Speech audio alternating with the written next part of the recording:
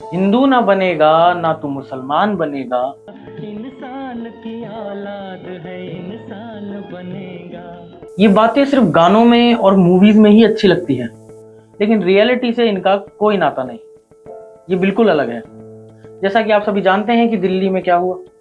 दिल्ली में होली के दिन हुई एक युवक की हत्या ने पूरे देश में बहस छेड़ दी। जानकारी के मुताबिक होली के दिन रंग खेलने को लेकर शुरू हुआ विवाद अचानक इतना बढ़ गया कि एक युवक पर हमला कर दिया गया और बाद में उसकी मौत हो गई। और ये घटना दिल्ली में हुई, दिल्ली के उत्तम नगर में, जहां त्योहार के दिन माहौल पहले खुशियों का था, लेकिन कुछ ही देर में यह विवाद हिंसा में बदल गया।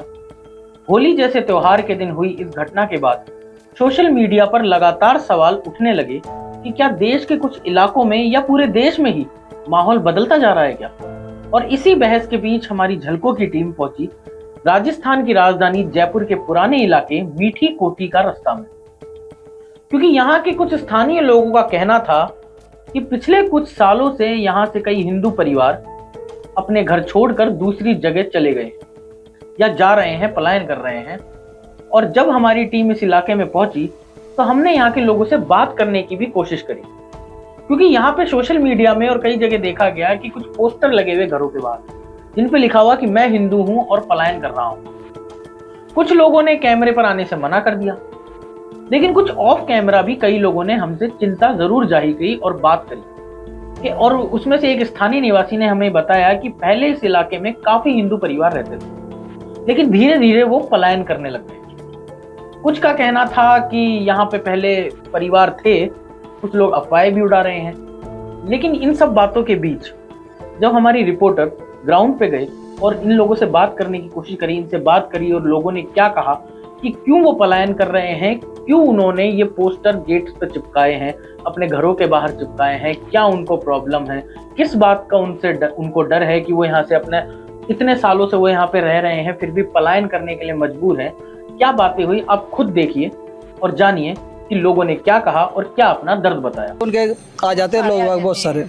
हम तो इतने से रहते हैं, वो बहुत सारे आ जाते हैं, मेला भरा लेते हैं आके। और छोरे छोरे आते हैं बड़े बड़े, फिर कैसे हम फिर क्या करेंगे हम, फिर डर लगेगा ना हमारे को। तो अभी कुछ भी मार जाए, ये कहाँ पे भी मिले फिर मार के पटक जाए, ये इसलिए कोई नहीं यहाँ पे बोल रहे, डर के मारे कोई नहीं जवाब दे रहा, इसलिए लोगों को डर है कि बोल देंगे तो पता चल जाए किसने बोला है। इसने बोला है, मेरी फोटो आ गई ना तो देखो इसकी फोटो ये ज्यादा क्यों बोल रहा है बोले।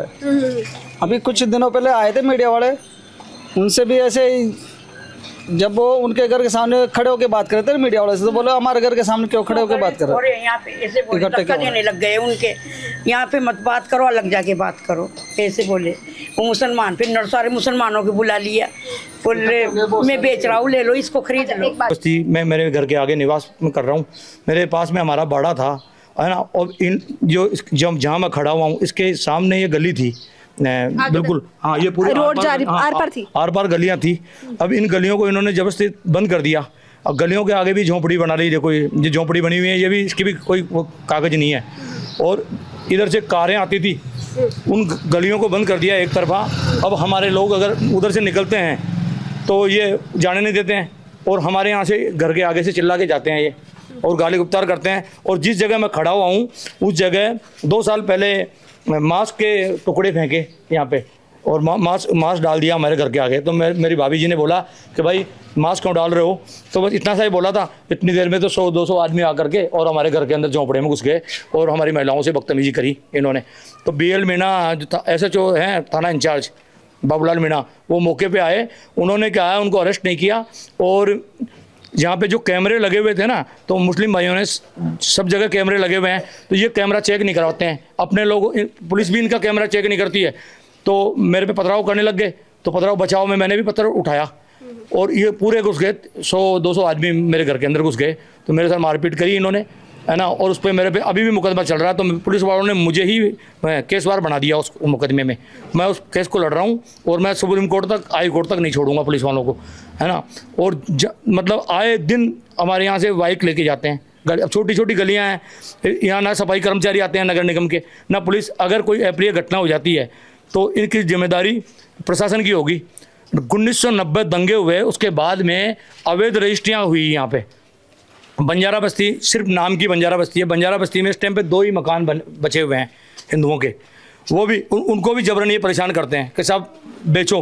तो जैसा कि आपने देखा कि हमने जयपुर के मीठी कोठी का रास्ता इलाके में आकर लोगों से बात करी, उनकी राय जानने की कोशिश करी, क्योंकि काफी दिनों से सोशल मीडिया पर और ये दिख रहा था कि लोग वहां से पलायन कर रहे हैं, पोस्टर घरों के बाहर चिपका रहे हैं और लोग अपनी परेशानी बता रहे हैं कि क्यों वहां से जाना चाहते हैं, क्यों वहां से मतलब क्यों परेशान है वो लोग, क्या उनको दुख है इस चीज का कि वो इतने सालों से यहाँ पे रह रहे हैं फिर भी अपने घर से पलायन करके दूसरी जगह जा रहे हैं जहाँ ना उनका कोई ठिकाना है ना कुछ है। उसके बाद दिल्ली में होली के दिन हुई घटना ने पहले ही लोगों के मन में कई सवाल खड़े कर दिए थे, और अब जयपुर के मीठी कोठी का रास्ता इलाके के सामने आ रही बातें इस बहस को और तेज कर रही हैं कि क्या सच में यहाँ पे पलायन हो रहा है या फिर शहर में होने वाला जो ये पलायन है वो सामान्य एक दबाव है या बदलाव है।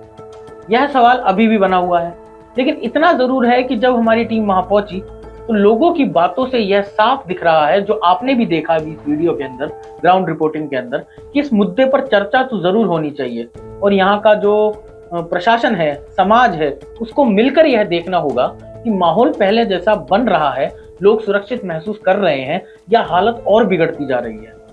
तो जैसा कि आपने देखा कि हमने ग्राउंड रिपोर्ट पे आपको दिखाने की कोशिश करी कि किस तरीके से लोग वहां से पलायन कर रहे हैं या पलायन करने के लिए मजबूर हैं। इस पूरे मामले में आपकी क्या राय है और लोगों को इसमें क्या करना चाहिए, प्रशासन को इस पे क्या फैसला लेना चाहिए या फिर क्या इस पे एक्शन लेना चाहिए, आप कमेंट में अपनी राय जरूर बताएं। तब तक के लिए आप देखते रहिए झलको दिल्ली, मैं आपके साथ जतिन, धन्यवाद।